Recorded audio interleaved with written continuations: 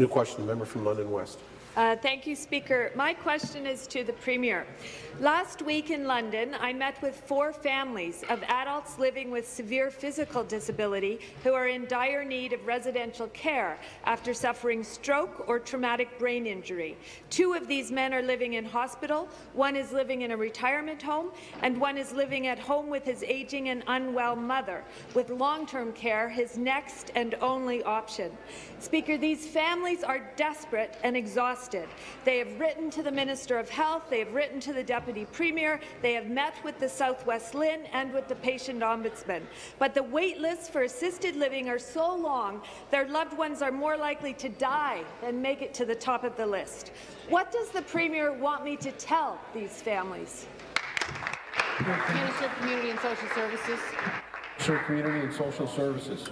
Well, thank you very much, Mr. Speaker. And the types of cases that the member opposite is describing are some of the most challenging. I think we can acknowledge this. There are complex medical issues in a number of these cases. Occasionally there's mental health overlay, dual diagnosis and so on.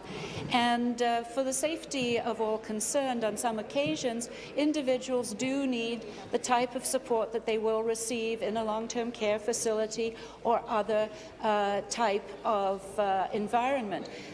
We know that sometimes there are aging parents involved in these situations, and we know that they need the kind of support that is appropriate for their loved ones.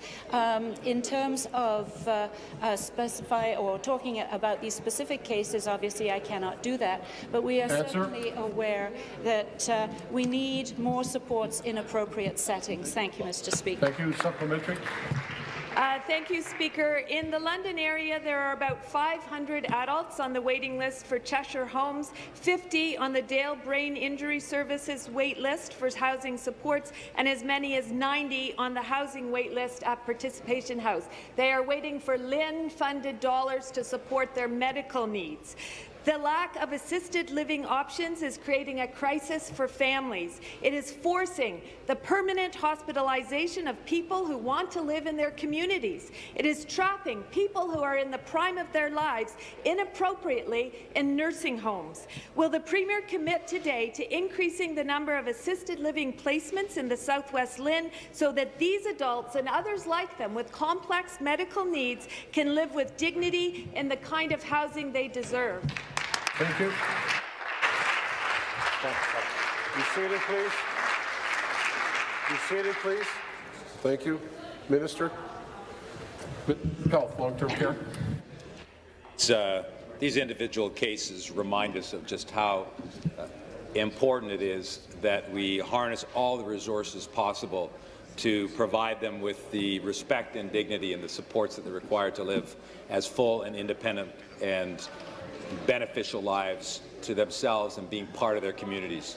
So we know that there's more work to be done. There has, I think the member opposite would acknowledge, and she referenced 2 organizations as well, Participation House and Cheshire Homes, that have made extraordinary impacts in that process in association with other community organizations. There is a role to be played by multiple partners when we talk about assisted living as well and the supportive housing that's required. I'm certainly, I will take these examples, and I know that there is a role for our LHINs as well to see how we might be able to make a difference in these particular instances, but also more generally, Mr. Speaker. Thank you. New question.